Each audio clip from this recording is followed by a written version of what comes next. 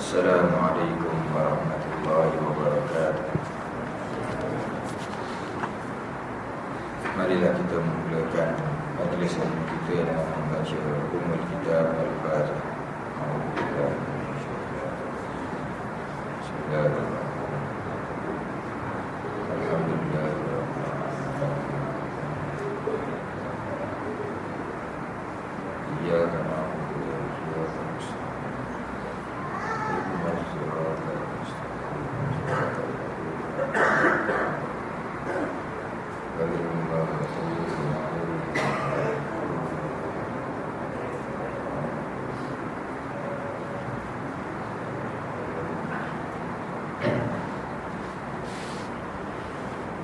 Bismillahirrahmanirrahim. Alhamdulillahirabbil alamin wa bihi nasta'in. Wassalatu wassalamu ala sayyidina Muhammadin Rasulillah wa khataman nabiyyin wa ala alihi wa sahbihi ajma'in. A'udzu billahi minasyaitonir rajim. Subhanaka la ilma lana illa ma 'allamtana innaka antal alimul hakim. Rabbi shrah li sadri wa yassir li amri wahlul 'uqdatam min lisani yafqahu qawli. Rabbi yassir wa la tu'assir, Rabbi azmim bil khair. Alhamdulillah, syukur kehadirat Allah Subhanahu wa taala yang memberikan kepada kita berbagai nikmat, khususnya nikmat hidayah dan inayah, nikmat iman dan Islam.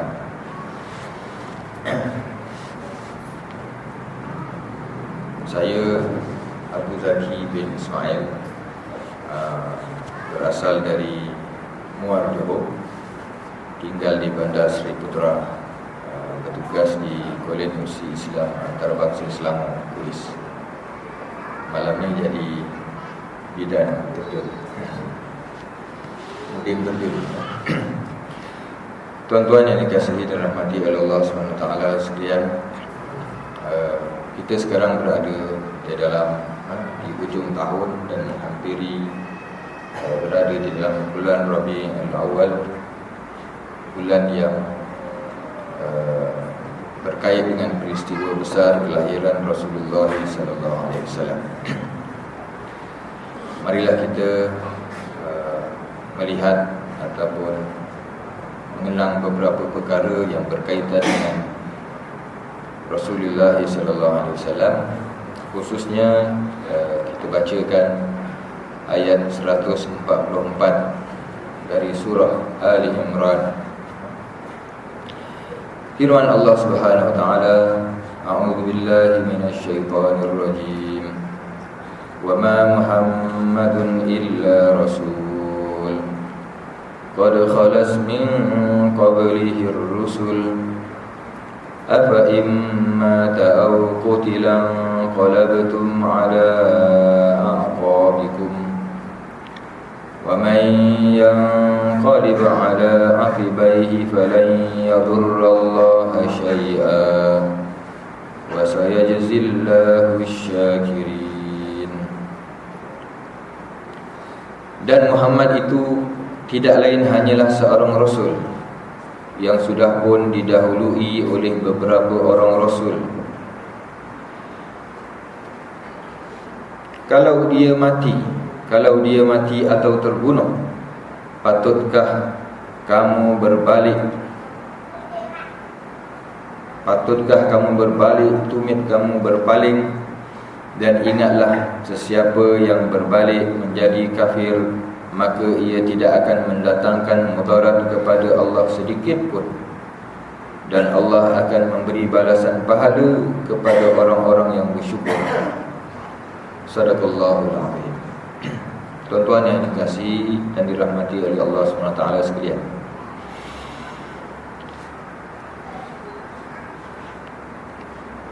bila menyambut Maulidur Rasul, kelahiran Rasulullah SAW, yang biasa kita dengar, Nabi dilahirkan di dalam bulan Rabiul Awal, 20 April. Tarikh 20 April itu kalau ikut kiraan falak menepati 9 hari bulan Rabiul Awal, hari Isnin. Namun ada juga riwayat yang menyebut baginda sallallahu alaihi wasallam dilahirkan pada 12 Rabiul Awal. Selain daripada lahir dalam bulan Rabiul Awal, Rasulullah sallallahu alaihi wasallam juga wafat di dalam bulan Rabiul Awal, hari Isnin, 12 Rabiul Awal tahun ke-11 Hijrah. Sejak baginda Rasulullah SAW wafat, maka berakhirlah hubungan di antara langit dengan bumi. Dalam satu riwayat, beberapa ketika setelah Rasulullah SAW wafat, Sayyidina Abu Bakar yang menjadi khalifah menggantikan baginda, mengajak Sayyidina Umar, mari kita pergi menziarahi Ummu Aiman. Ummu Aiman ni adalah perempuan yang membela Rasulullah SAW semasa baginda kecil, yang mengasuh baginda. Dia lebih tua daripada Rasulullah SAW sebab dia yang mengasuh Nabi. Tapi Rasulullah SAW wafat dahulu sebelum beliau. Abu Bakar berkata, mari kita ziarahi Ummu Aiman sebagaimana Rasulullah SAW biasa menziarahi dia. Ulama berkata berdasarkan kepada hadis ini dan juga hadis-hadis yang lain, adalah sunat kita menziarahi orang-orang soleh, orang-orang baik, orang-orang alim. Dan sunat juga kita nak mengenang orang yang kita sayang, orang yang telah pergi dulu daripada kita. Kita ziarah orang-orang yang biasa mereka ziarah. Katalah mak ayah kita dah tak ada, kita mengenangkan mereka. Maka di antara cara kita berbuat baik kepada ibu ayah kita adalah kita menziarahi orang-orang yang biasa diziarahi oleh ibu ayah kita. Itulah yang dilakukan oleh Abu Bakar dan Umar. Umar pun bersetuju, mari kita pergi ziarah Ummu Aiman, orang yang lebih tua. Rasulullah lebih tua daripada Abu Bakar dan Umar. Ummu Aiman tentulah lebih tua lagi. Mungkin umurnya masa itu sekitar 80 tahun kan.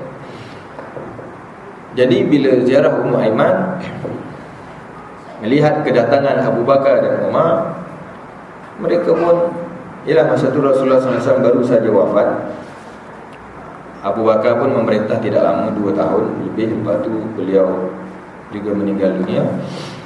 Jadi bila ziarah, mereka pun bercakap tentang, mengenang tentang Rasulullah SAW. Bila mengenang Nabi SAW, Ummu Aiman pun menangis, menitiskan air mata. Ya, orang yang paling disayangi, bukan sahaja oleh mereka, bahkan untuk oleh kita semua. Bila Ummu Aiman menangis, Abu Bakar berkata, mengapa engkau menangis? Tidakkah engkau tahu bahawa apa yang ada di sisi Allah Ta'ala itu lebih baik daripada dunia ini? Rasulullah kembali kepada sisi Allah Ta'ala itu lebih baik daripada dia berada di sini. Maknanya bila Rasulullah SAW wafat, Rasulullah kembali kepada Allah Ta'ala, itu lebih baik untuk baginda. Dan itu juga pernah disebut oleh Rasulullah SAW dalam suatu hadis yang lain. Pada suatu hari Nabi SAW berkata kepada para sahabat, kata Nabi, ada seorang hamba itu Allah Ta'ala beri pilih kepadanya antara dunia dan apa yang ada pada sisi Allah Subhanahu Wa Ta'ala. Lalu hamba itu memilih apa yang ada pada sisi Allah Subhanahu Wa Ta'ala. Mendengarkan kata-kata Nabi SAW itu, Abu Bakar menangis terisak-isak. Para sahabat lain diamnya. Anas bin Malik yang meriwayatkan hadis itu berkata, apakah yang menyebabkan orang tua ini menangis? Kalaulah Rasulullah SAW, kalaulah ada seorang hamba yang Allah Ta'ala pilih-pilih antara dunia dan apa yang ada pada sisinya, dan hamba itu memilih apa yang ada pada sisi Allah, dan orang itu adalah Rasulullah SAW, memang patutlah. Rupa-rupanya Rasulullah SAW sedang memberitahu bahawa tidak lama lagi baginda akan dijemput oleh Allah Subhanahu wa taala. Para sahabat memahami ucapan Nabi itu barangkali selapis ni. Abu Bakar memahami apa yang tersirat di balik kata-kata Rasulullah sallallahu alaihi wasallam. Sebab itu dia menangis. Lalu kata Anas dalam hadis itu, dia kata tidak syak lagi bahawa Abu Bakarlah orang yang paling alim di kalangan kami. Maknanya kalangan sahabat-sahabat Nabi yang paling alim, yang bijak adalah Abu Bakar As-Siddiq radhiyallahu anhu. Dia yang awal masuk Islam, dia yang rapat dengan Rasulullah SAW. Dia juga yang paling alim dan dialah yang paling layak menggantikan baginda setelah baginda wafat. Sebenarnya bila Nabi kata ada seorang hamba diberi pilih oleh Allah Ta'ala, Nabi bercakap tentang dirinya. Kalau kita diberi pilih oleh Allah Ta'ala antara dunia dan apa yang pada sisi Allah Ta'ala, ada-ada kita nak pilih yang mana? Tentulah orang yang beriman pilih apa yang ada pada sisi Allah Ta'ala. Takkan nak pilih dunia. Mungkin itu yang dipahami. Tetapi maksud Nabi SAW yang dipahami oleh Abu Bakar adalah Allah Ta'ala beri pilih kepada Nabi SAW. Adakah dia nak hidup lagi di dunia bersama dengan umatnya, bersama dengan sahabatnya, atau dia nak kembali kepada Allah Ta'ala. Mana sampai masa nak dijemput oleh Allah Subhanahu Wa Ta'ala. Lalu bila Nabi kata aku pilih, apa hamba itu memilih untuk kembali pada Allah, apa yang ada pada sisi Allah Ta'ala, masa itulah Abu Bakar faham, maknanya Rasulullah sudah sampai masa dipanggil oleh Allah Subhanahu Wa Ta'ala. Sebab itulah dia menangis selesai. Tuan-tuan, ini para Nabi. Ini Nabi SAW. Allah Ta'ala beri pilih lagi, nak duduk kat dunia lagi ke nak kembali kepada Allah. Kalau kita diberi pilih nak duduk lagi kat dunia atau nak kembali kepada Allah Ta'ala, kita pilih, ya Allah banyak lagi tak settle ni, ada hutang lagi, anak tak habis belajar lagi, macam-macam lah kita jawab. Tapi Rasulullah menunjukkan contoh, bila Tuhan memberi pilihan, maka yang terbaik adalah menurut kehendak Allah Subhanahu Wa Ta'ala. Yang lebih baik adalah kembali kepada Allah Subhanahu Wa Ta'ala. Itu yang lebih baik. Alam bermulanya alam akhirat dengan kematian, bertemu dengan Allah Subhanahu Wa Ta'ala. Sebab itu Abu Bakar bila dia tengok Ummu Aiman menangis, dia tanya, adakah engkau menangis kerana engkau tidak tahu bahawa apa yang pada sisi Allah Ta'ala itu lebih baik untuk Rasulullah? Maknanya Rasulullah wafat itu lebih baik untuk dia, berada di sisi Allah SWT, bukan lagi berada di dunia yang fana ini. Ummu Aiman jawab, aku menangis bukan kerana aku tidak tahu bahawa apa yang ada pada sisi Allah Ta'ala itu lebih baik untuk Rasulullah. Maknanya dia redha dengan kewafatan Nabi. Ini hebatnya para sahabat, sayang-sayang mereka kepada Rasulullah SAW. Mereka faham bila kembali kepada Allah Ta'ala itu yang terbaik. Mereka redha dengan ketentuan Allah Ta'ala. Ummu Aiman kata lagi, aku menangis kerana terhentilah wahyu, terhentinya hubungan langit dengan bumi. Lalu bila itu disebut oleh Ummu Aiman, Abu Bakar dan Umar pula menangis bersama-sama. Inilah kita. Inilah umat akhir zaman, umat Nabi Muhammad sallallahu alaihi wasallam. Kalau dibandingkan dengan umat-umat dahulu, inilah beza kita. Bezanya adalah zaman kita sudah tidak ada lagi wahyu turun daripada langit. Zaman masa Nabi sallallahu alaihi wasallam ada, bila ada masalah, ada persoalan, Allah Ta'ala turunkan wahyu, ada jawapan daripada Allah Subhanahu Wa Ta'ala, ada penjelasan daripada Allah. Zaman Nabi-Nabi dulu ada, sebab bila ada Nabi, ada Rasul, ada wahyu turun, malaikat turun, Jibril turun memberi wahyu kepada para Nabi. Tapi bila Rasulullah SAW wafat, maka berarti tamatlah hubungan direct antara langit dan bumi. Maknanya hubungan wahyu yang diturunkan untuk keperluan manusia itu sudah terhenti. Allah Ta'ala dah turunkan kitabnya Al-Quran lengkap untuk panduan kita, tinggal itu je. Maka selebihnya kita hendaklah merujuk kepada Al-Quran, kepada hadis-hadis Rasulullah SAW. Tidak ada lagi nak mengharap turun apa-apa daripada langit. Kalau ada pun mungkin dalam bentuk ilham pada orang-orang soleh, mimpi orang-orang soleh, tetapi tidak menjadi hujah dalam agama. Dalam hadis yang lain, Rasulullah SAW menyebut, yang maksudnya, jika kamu ditimpa musibah, maka ingatlah musibah kamu yang lebih besar kerana aku. Kalau kamu ditimpa apa-apa musibah yang mungkin menjadikan kita, ingatlah musibah yang lebih besar kerana aku.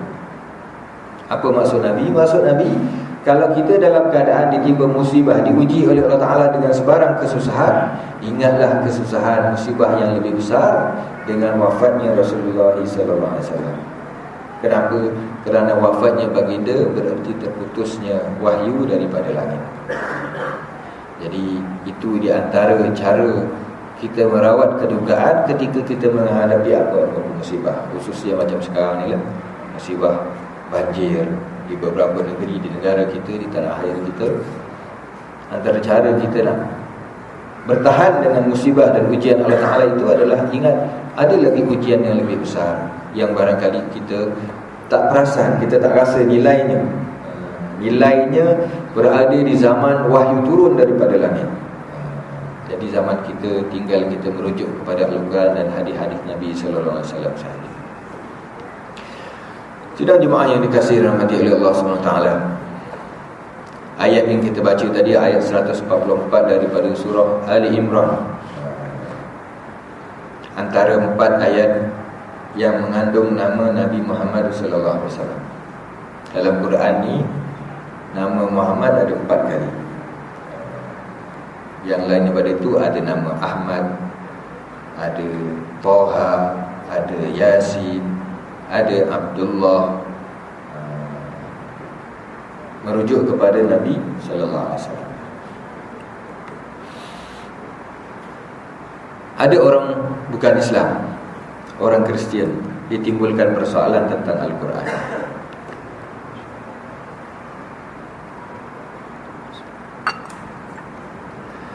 Dia kata orang Islam ni kitab dia Quran,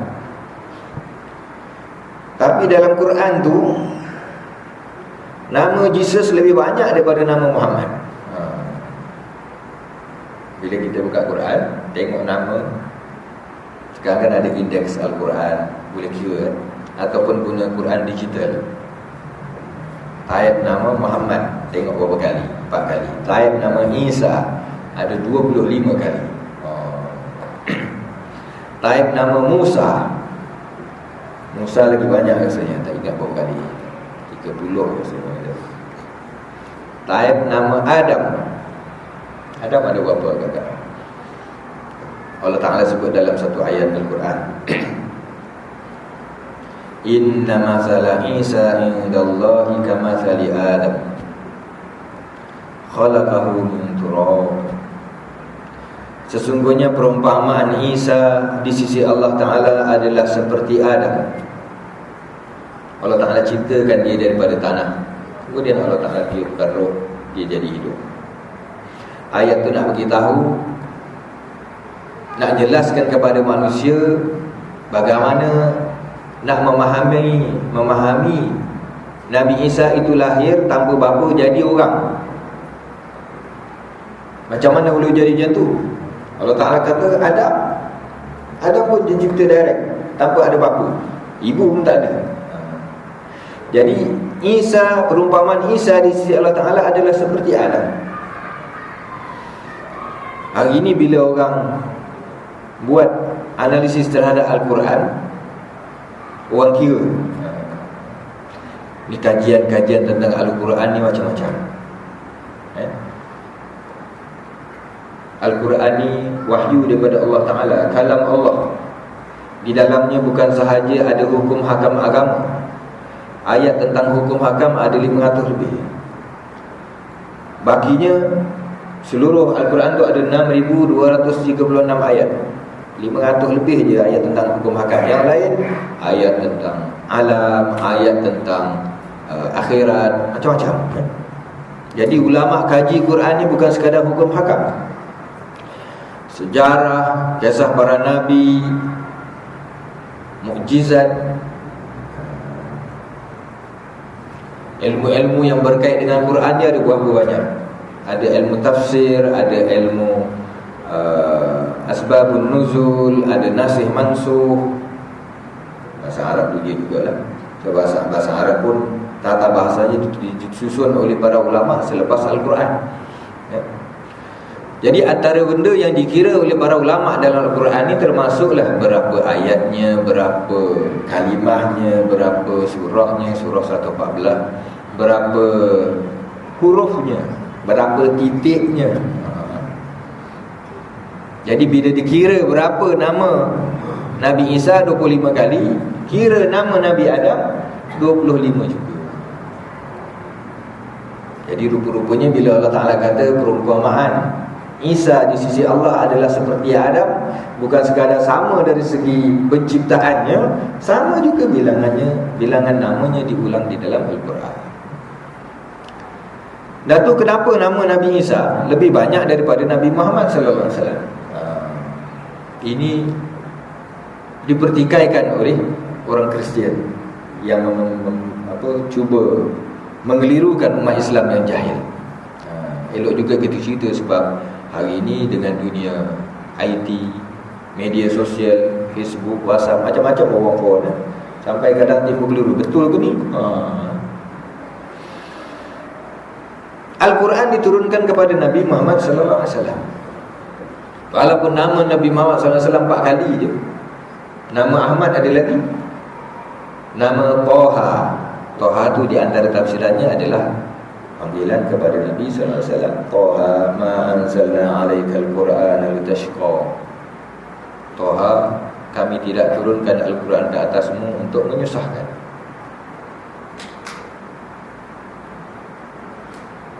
Yasin wal Qur'anil Hakim innaka laminal mursalin. Yasin, dan demi Al-Quran yang bijaksana, sesungguhnya engkau wahai Muhammad adalah salah seorang daripada Rasul yang diutuskan. Jadi ada ulama kata Yasin juga nama Nabi sallallahu alaihi wasallam.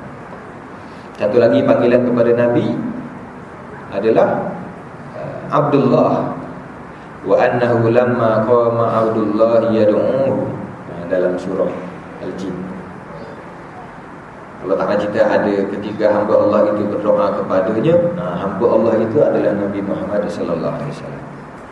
Yang bakinya ayat-ayat itu ditujukan kepada Nabi sallallahu alaihi wasallam. Ayat-ayat Al-Quran itu berbicara dengan Nabi. Jadi kita cakap dengan orang, kita tak ulang nama dia banyak kali.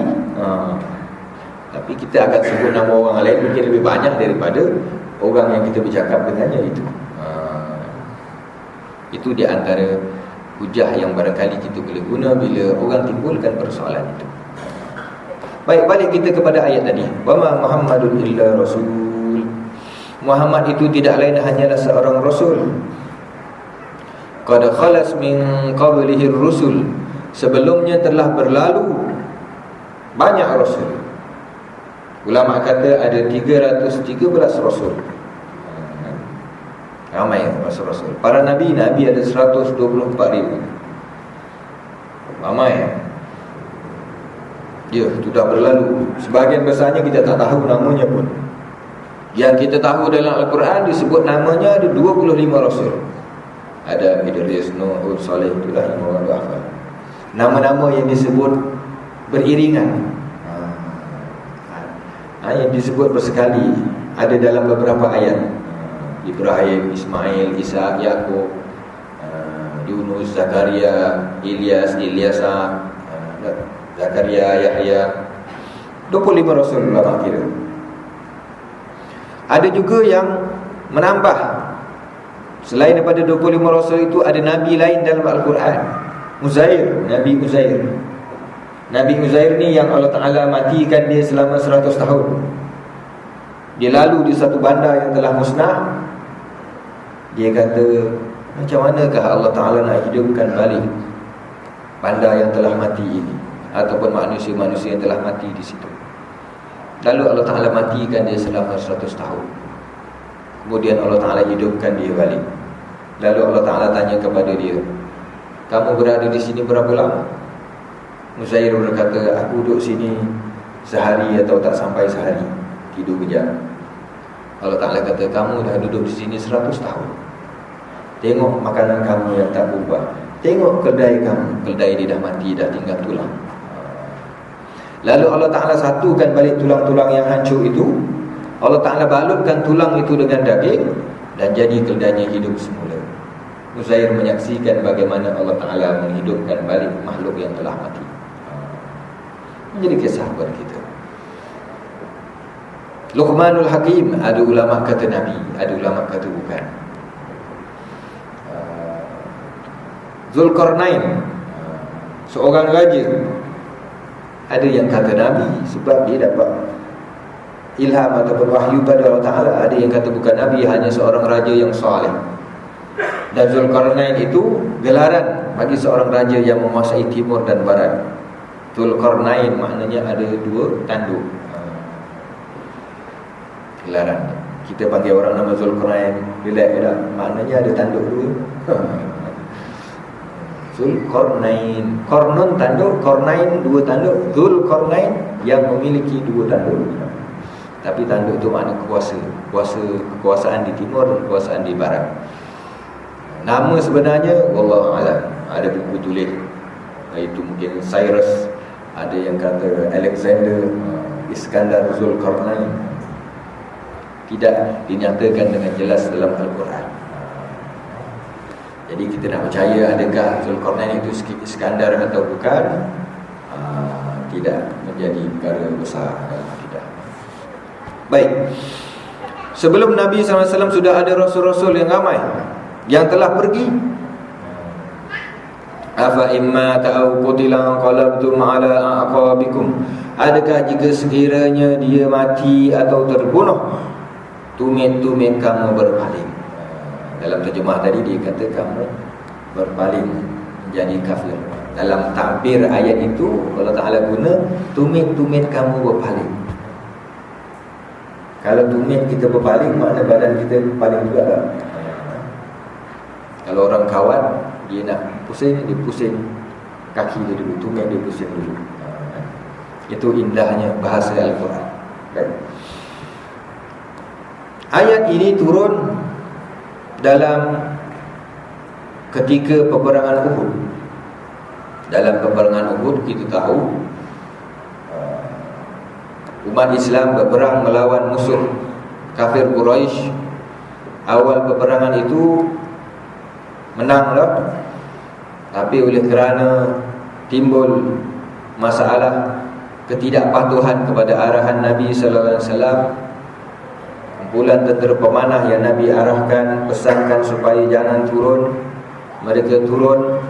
Sebahagiannya, bukan semua, sebahagiannya turun kerana melihat sahabat-sahabat lain mengutip harta rampasan.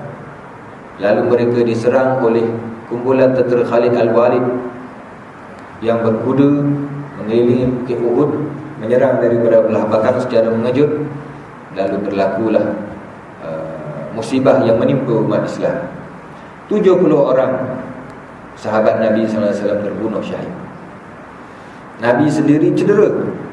Nabi terkena serangan dan jatuh ke dalam lubang. Topi besi yang Nabi pakai itu kemil sehingga tak boleh dibuka, terpaksa dikumpil. Ada sahabat yang gigit topi itu, cuba umpil pakai gigi, tercabut gigi dia, akhirnya dapat dicabut. Masa Nabi SAW jatuh ke dalam lubang itulah orang musyrikin bersorak dah, kena dah dia. Mereka kata Muhammad mati dah. Tersebarlah berita dalam masa peperangan itu Rasulullah SAW telah terbunuh. Jadi bila tersebar berita itu, ada di kalangan sahabat yang jadi tentera merasa lemah.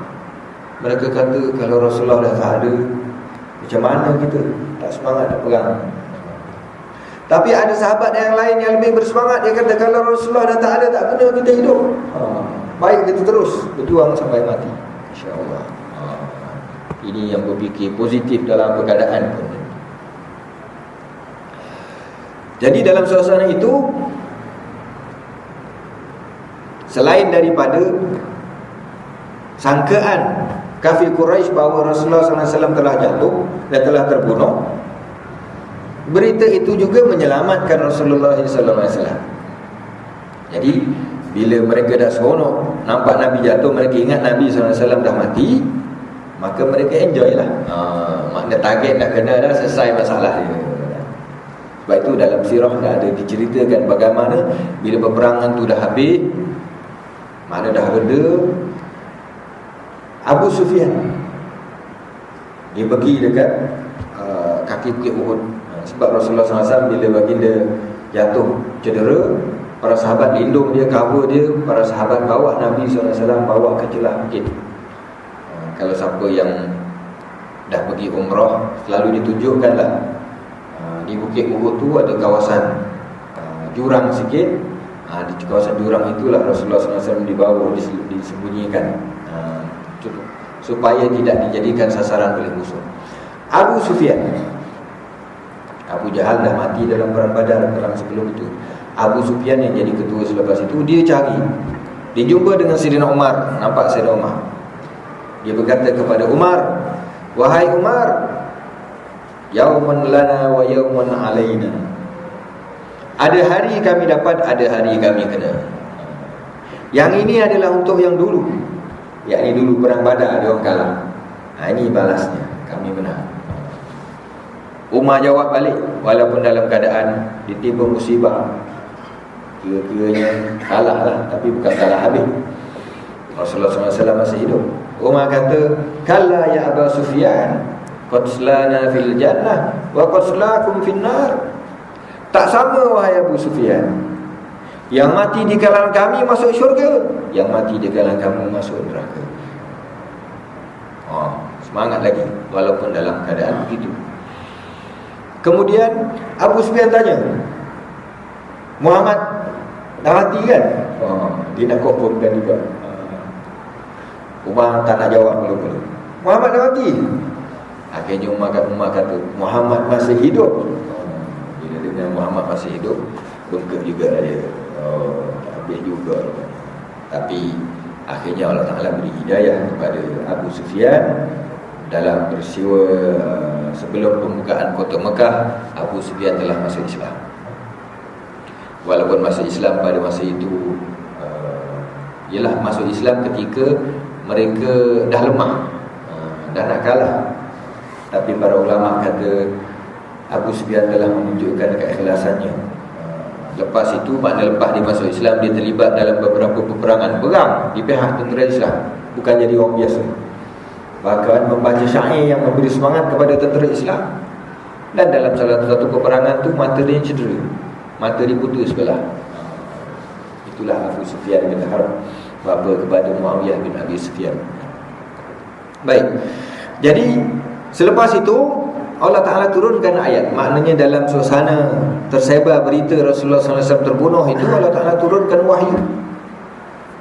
Wa ma Muhammadun illa rasul. Muhammad itu hanyalah seorang rasul, tidak lebih daripada itu. Bukan malaikat, bukan insan yang tak mati-mati. Dia rasul, utusan Tuhan. Dia manusia. Qad khalas min qablihi rusul. Sebelum Muhammad pun dah ada ramai rasul-rasul yang telah mati, yang terbunuh pun ada. Seperti Nabi Zakaria dibunuh, gergaji. Nabi Yahya disembelih. Nabi-nabi itu mati. Nabi Muhammad SAW juga akan mati pada ketika itu, pada keadaan itu. Allah Ta'ala ingatkan, afa imma ta'aw qutilan qalabatum ala aqabikum. Adakah jika sekiranya dia mati atau dia terbunuh dalam perang, maka tumit-tumit kamu nak berbalik?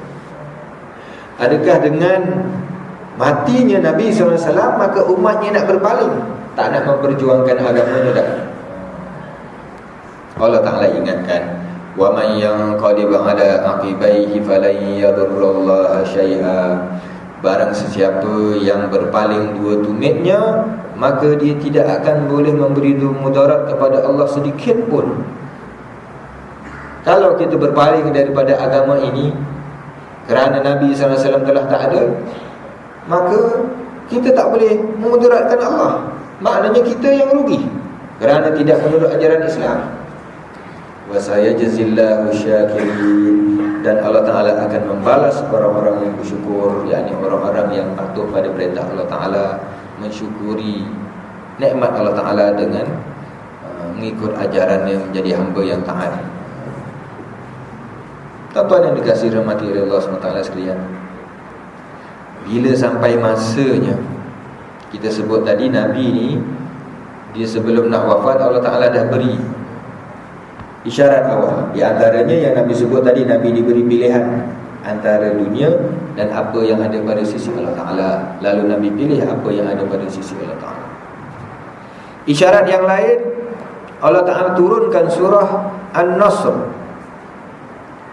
Idza jaa nasrullahi wal fath, apabila datangnya pertolongan Allah Ta'ala dan pembukaan kota Mekah. Wa ra'aitan nasa yadkhuluna fi dinillahi afwaja, dan engkau lihat manusia masuk dalam agama Allah secara beramai-ramai, berbondong-bondong. Fasabbih bihamdi rabbika wastaghfir, maka bertasbihlah dengan memuji Allah dan mintalah ampun kepadanya. Innahu kana tawwaba, sesungguhnya dia sangat menerima taubat. Sayyidina Umar radhiyallahu anhu, ini nak cerita pasal tafsiran ayat ini. Sayyidina Umar kumpulkan sahabat-sahabat, orang-orang kanan dia masa dia jadi khalifah. Dia tanya, apa pendapat kamu semua tentang ayat ini? Masa tu dia kumpulkan sahabat-sahabat yang tua, yang berumur, dan dia panggil juga Abdullah bin Abbas, anak Sayyidina Abbas. Sahabat juga, tapi lebih muda, masih muda lagi pada masa tu. Umar nak tunjuk kelebihan Abdullah bin Abbas, kerana ada masanya dalam mesyuarat Umar tu, selain daripada sahabat-sahabat yang berumur, Umar panggil Abdullah bin Abbas. Ada sahabat-sahabat yang tua tu tengok, apalah budak muda ni masuk sekali. Tapi Umar dia nak tunjuk kenapa, apa kelebihan Abdullah bin Abbas. Di antaranya adalah dia bawa persoalan tu, apa pendapat kamu tentang firman Allah Ta'ala, idza jaa nasrullahi wal fath, suratul Fath, surah An-Nasr, bukan surah Fath. Para sahabat berkata, Allah Ta'ala menyuruh Nabi-Nya, menyuruh kita semua, bila kita diberi kemenangan oleh Allah Ta'ala, maka kita hendaklah banyak bertasbih, memuji Allah Ta'ala dan minta ampun kepada-Nya. Ini benar juga. Maknanya, antara perkara yang dapat kita ambil daripada surah An-Nasr adalah, bila umat Islam diberikan pertolongan oleh Allah Ta'ala, diberikan kemenangan, maka caranya adalah meraihkan kemenangan itu adalah dengan bertasbih, memuji Allah Subhanahu Wa Ta'ala, bukan buat pesta. Ada orang, kalau kita tengok kisah-kisah peperangan, bila pihak yang menang itu berjaya menang, dia akan raihkan, buat pesta, minumkah, ataupun dia bunuh musuh dia, ramai-ramai seronok, enjoy, dibakar rumah-rumah. Tapi Islam ajar bila menang, tasbih, puji Allah Subhanahu Wa Ta'ala. Baik itu bila Nabi SAW menang dalam pembukaan kota Mekah, masuk kota Mekah dalam keadaan menundukkan kepalanya, kepala baginda, menggambarkan ketundukan kepada Allah Subhanahu Wa Ta'ala. Bukan Nabi dah diangkat senjata, bila berat. Nabi tunjukkan kesyukurannya kepada Allah Subhanahu Wa Ta'ala. Yang kedua, suruh minta ampun. Dah menang tapi suruh minta ampun. Kenapa? Kerana kemenangan itu datang daripada Allah Subhanahu Wa Ta'ala. Mungkin sahaja walaupun Allah Ta'ala berikan kemenangan, tetapi masih ada lagi kekurangan, kesilapan yang kita buat. Lepas tu Allah Ta'ala suruh minta ampun lagi. Jangan rasa confident, everything is okay, kita umat terpilih. Membanggakan itu bukan cara.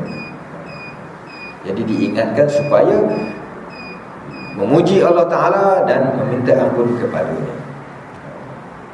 Dah Isyak bila? Tafsiran yang kedua selepas ini, insya-Allah.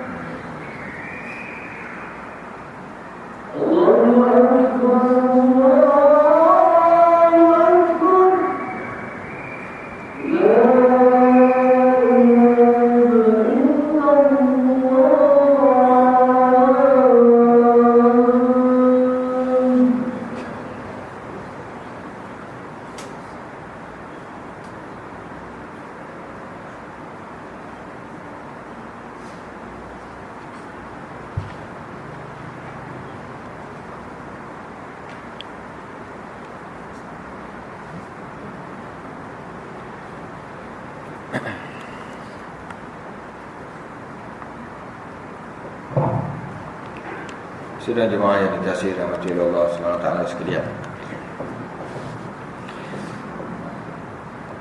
apabila Sayyidina Umar mendengar jawapan daripada para sahabat ahli-ahli mesyuaratnya tadi bahawa Suratul Nasr itu adalah peringatan daripada Allah SWT kepada Nabi-Nya supaya memuji Allah Ta'ala, bersyukur kepadanya dan meminta ampun bila diberi kemenangan oleh Allah SWT. Lalu Umar bertanya kepada Abdullah bin Abbas, "Wahai Ibnu Abbas, apakah pandangan kamu tentang surah itu?"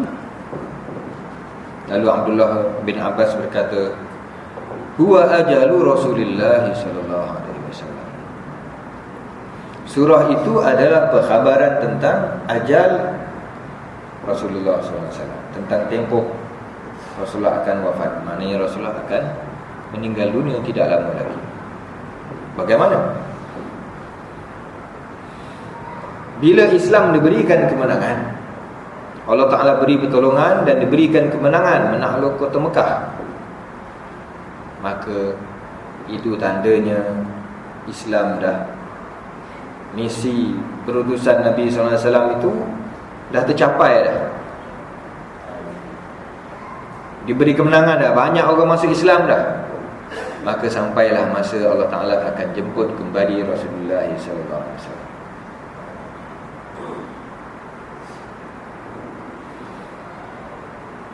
Jadi Nabi-Nabi ni, Nabi Muhammad SAW ni diberitahu awal tentang ajal baginda. Di antaranya dengan surah An-Nasr tadi, yang dipahami oleh Abdullah bin Abbas. Maknanya bila turun surah An-Nasr, sebenarnya Allah Ta'ala beritahu kepada Nabi bahawa Allah Ta'ala berikan kemenangan dah, ramai yang masuk Islam dah. Maknanya yang tersirat di sebalik itu adalah tugasmu dah selesai, maka engkau akan kembali kepada Allah Ta'ala. Oleh itu, fasabbih bihamdi rabbika wastaghfir, bertasbihlah dengan memuji Tuhanmu dan mintalah ampun kepadanya. Maknanya bila dekat nak mati, kena banyak berzikir, bertasbih dan beristighfar kepada Allah Subhanahu Wa Ta'ala. Lepas tu, hadis ini diletakkan oleh Imam Nawawi dalam kitab Riyadhus Shalihinnya, tentang dalam bab tentang memperbanyakkan zikrullah bila menghampiri kematian. Maknanya bila kita rasa umur kita tak jauh dah, sama ada kerana umur kita dah tua. Tua tu lama bincang juga, tua tu berapa? Ada kata 60, ada kata 40 pun kira tua dah. Maknanya bila umur 40, umur 60, mulalah banyak zikir, beristighfar. Jangan jadi macam orang muda, banyak enjoy lagi ya. Jadi menghampiri kematian kena membanyakkan bertasbih, bertahmid, meminta ampun kepada Allah SWT. Jadi ayat itu adalah berita pemberitahuan awal oleh Allah Ta'ala kepada Nabi-Nya.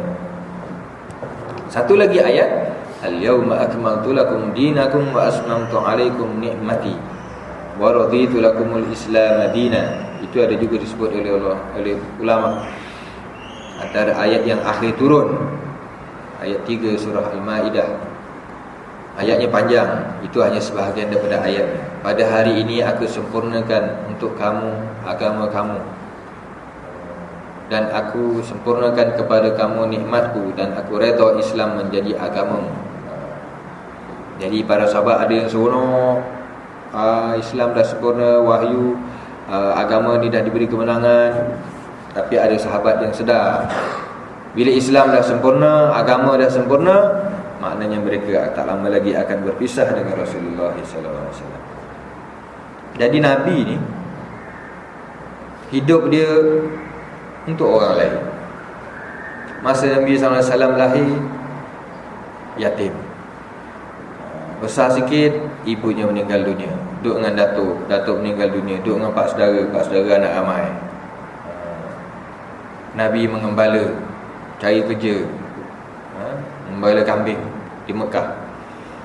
Lepas tu terlibat dengan perniagaan, berkahwin dengan Khadijah pada umur 25 tahun.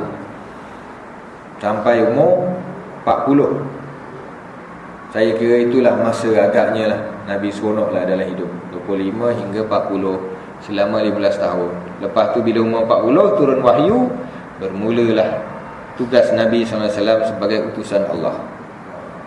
Menerima wahyu tu berat dah. Menyampaikan, ajak orang masuk Islam, menghadapi tentangan selama 23 tahun.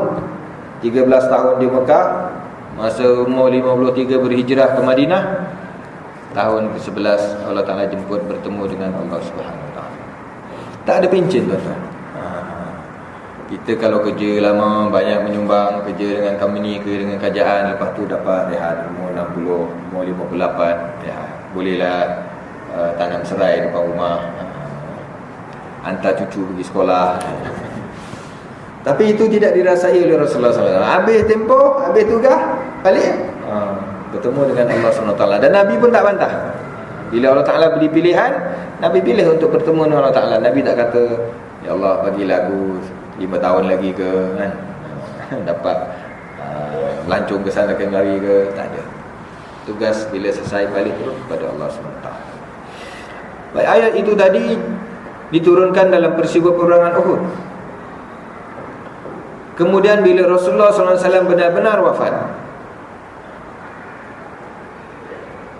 para sahabat antara percaya dengan tak percaya, ada yang menangis bila dengar Rasulullah SAW wafat. Menangis. Ramai yang sedih.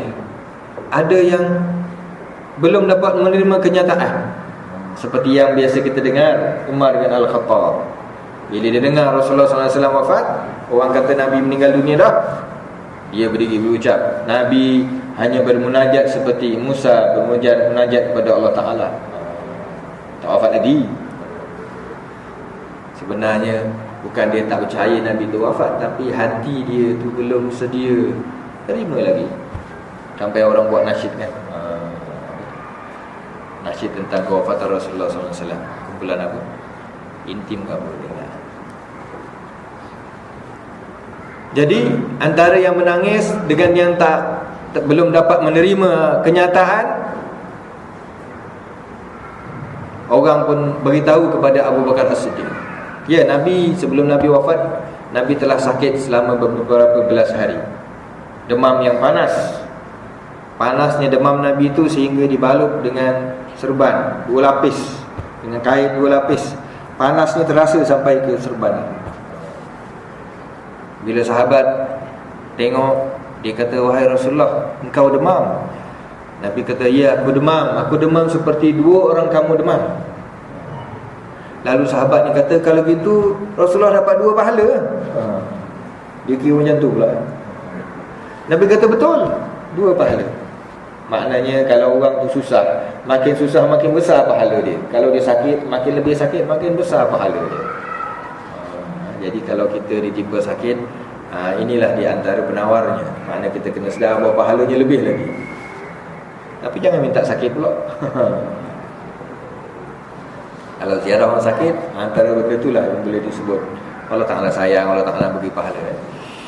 Jadi bila sampai masanya Nabi wafat, Abu Bakar yang paling rapat dengan Nabi SAW, yang Nabi pernah perintahkan supaya Abu Bakar menjadi imam solat. Abu Bakar ni dijenguk Nabi dah masa sakit tu, tapi hari Nabi wafat tu dia macam biasalah, tak tahu bila wafat kan, bila nak meninggal dunia. Abu Bakar pergi berniaga macam biasa. Bila Abu Bakar pergi dah, orang beritahu dia. Lalu dia patah balik dan dia tengok jenazah Rasulullah SAW. Dikucupnya dahi Rasulullah SAW dan dia berkata, ya Rasulullah, engkau ni masa hidup pun wangi, masa mati pun wangi lagi. Tibta maitan hayyan wa maitan. Lalu Abu Bakar pun keluar. Dia tak riwayat tidak menyebut dia menangis. Agak-agak kenapa Saya rasa sebab Abu Bakar dah menangis dulu. Masa Rasulullah bagi isyarat dia akan wafat tak lama lagi tu, dia dah menangis kuat. Jadi masa Rasulullah benar-benar wafat, Abu Bakar lah orang yang paling tenang.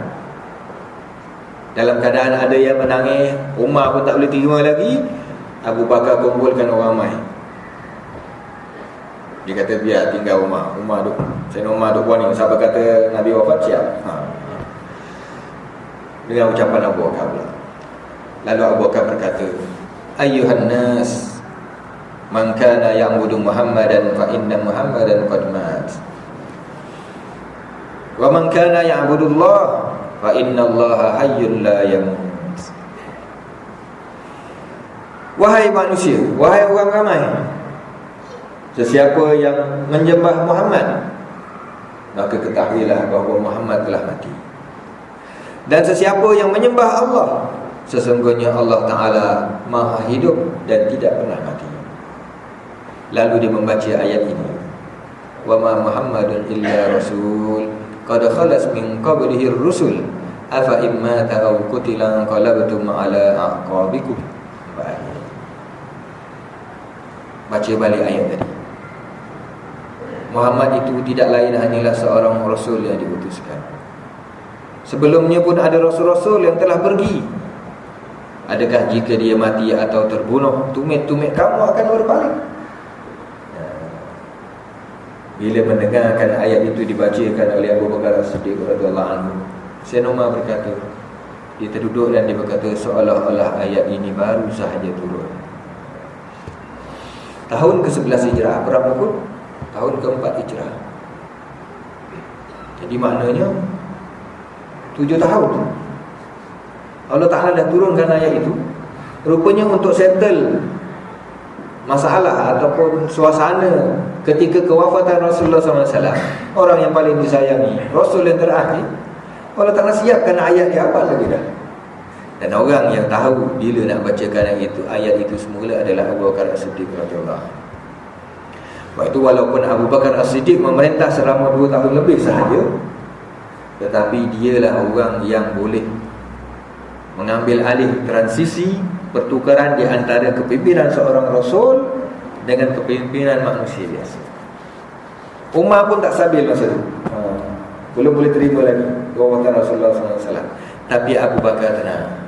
Patutlah Abu Bakar ini, ketika Rasulullah SAW beri sakit, Rasulullah suruh Abu Bakar jadi imam.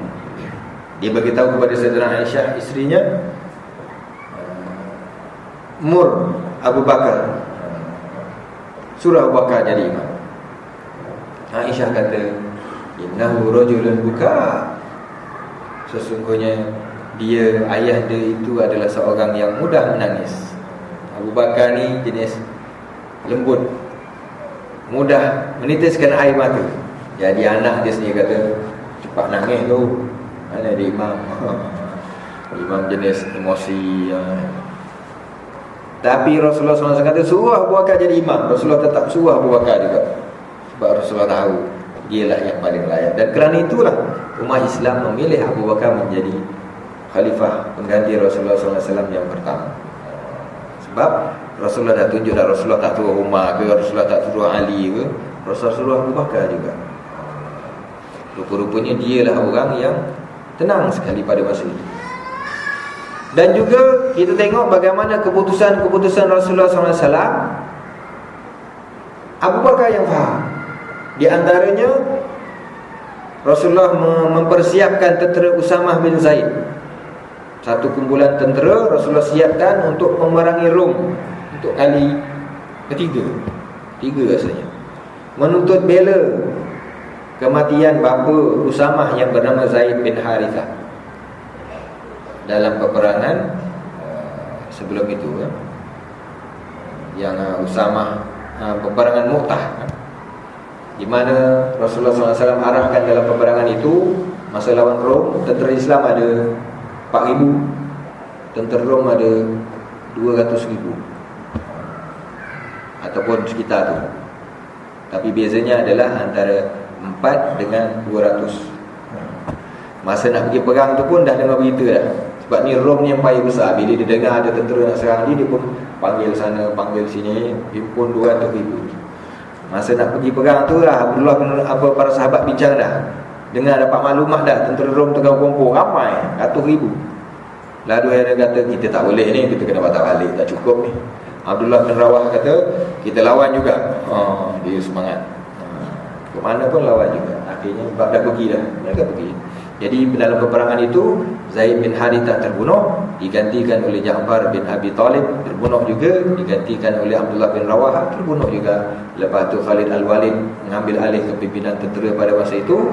Dan dia tengok keadaan tak boleh pergi, dia pun aturkan kemunduran secara teratur, dan tak ada mana-mana pihak yang menang dalam peperangan itu. Lalu Rasulullah aturkan tentera Usamah bin Zaid untuk menuntut bela kematian bapa dia dulu, memerangi Rom sekali lagi. Bila tentera Usamah dah berangkat, lepas itulah Rasulullah SAW sakit dan wafat. Jadi tentera tu yang dah bertolak, sebahagian perjalanan mereka patah balik. Bila patah balik, Rasulullah dah wafat, orang nanti Abu Bakar jadi khalifah. Abu Bakar arahkan tentera ni pergi semula, teruskan misi. Para sahabat ramai kata tak boleh. Dalam keadaan masa tu dalam negara Islam ada 3 masalah besar.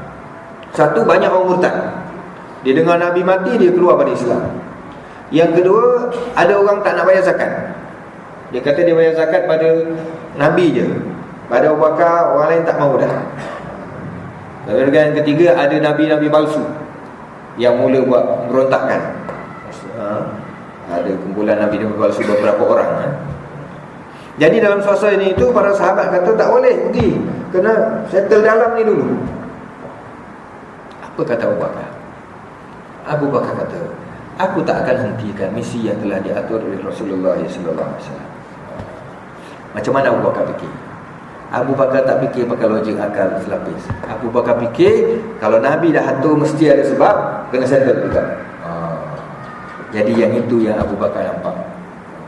Jadi rupa-rupanya kerana dia faham begitu dan dia bertegas kena hantar juga tentera tu, tentera Usamah bertempur dengan tentera Rom dalam peperangan itu kalah, mereka balik membawa kemenangan. Bila balik membawa kemenangan, beberapa kumpulan yang nak murtad tadi tak jadi. Rupa-rupanya mereka sedang memerhatikan. Bila Rasulullah SAW wafat, ganti dengan Abu Bakar, mereka rasa Islam ni tak kuat dah rasanya ni. Nabi pun dah tak ada dah. Mereka pun nak patah balik keluar pada Islam. Jadi bila tengok tentera Usamah dihantar, mereka kata kita tengok dulu macam mana. Rupa-rupanya bila tentera Usamah balik membawa kemenangan, dia orang tak jadi nak murtad. Jadi sebahagian masalah selesai. Jadi itulah yang telah diaturkan oleh Rasulullah SAW. Jadi tuan-tuan, dalam peristiwa ini kita boleh faham bahawa ada dalam kehidupan kita ni, dalam urusan hidup kita ni, kadang-kadang ada benda yang kita tak boleh fikir selapis pakai logik dia. Agama ni mengajar kita hukum, hakam, peraturan, strategi. Kadang-kadang orang yang tak faham dia kata, buat apa buat macam ni, tak kena ni. Orang yang alim, orang yang banyak ilmu, yang banyak mengetahui tafsir Al-Quran, hadis-hadis Nabi, dia dapat faham bahawa kita hendaklah yakin dengan ketentuan Allah Subhanahu Wa Taala. Maksudnya ada dalam beberapa keadaan kita akan temui keutamaan ataupun perancangan manusia dengan ketentuan Allah Taala tu, kita rasa nanti dululah, kemudianlah. Sebaliknya orang macam Abu Bakar dia faham, kena buat juga. Sebab itu dalam hidup kita tak boleh mendahulukan akal lebih daripada akal. Itulah tuan-tuan beberapa perkara yang dapat kita petik pengajarannya daripada ayat Al-Quran ayat 144 surah Al-Imran tadi, dalam kita mengenang peristiwa kelahiran dan kewafatan Nabi Muhammad SAW. Sekadar itulah untuk malam ini. Ada apa-apa tuan-tuan nak tambah? Sila. Ya.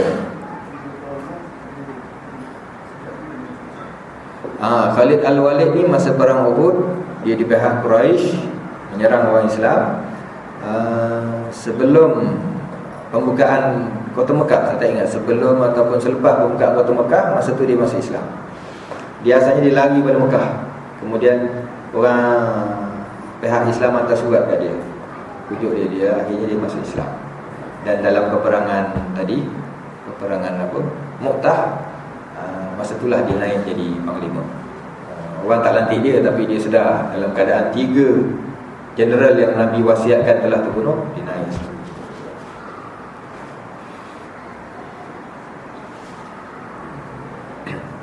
Kita tak ada lagi, sekadar itulah untuk malam ini. Apa yang baik pada Allah SWT, yang kurang datang dari kelemahan diri saya sendiri. Aku qouli hadza astaghfirullahal azim wa lakum. Kita tangguhkan kuliah kita dengan tasbih kifarah dan suratul Asr. Subhanallah wa bihamdihi, subhanakallahumma wa bihamdika, asyhadu an la ilaha illa anta, astaghfiruka wa atubu ilaik. Bismillahirrahmanirrahim. Wal 'asri innal insana lafi khusr illa alladhina amanu wa 'amilus solihati wa tawassaw bil haqqi wa tawassaw bis sabr. Allahumma shalli 'ala sayyidina Muhammad wa 'ala ali Muhammad. Allahumma aftah 'alaina futuhal 'arifina bi hikmatik, wanshur 'alaina min khazaini rahmatika ya dzal jalali wal ikram. Rabbana atina fid dunya hasanah wa fil akhirati hasanah wa qina adzaban nar. Wassallallahu ala sayyidina Muhammad wa ala alihi wa sahbihi wa sallam. Walhamdulillahi rabbil alamin. Assalamualaikum warahmatullahi wabarakatuh.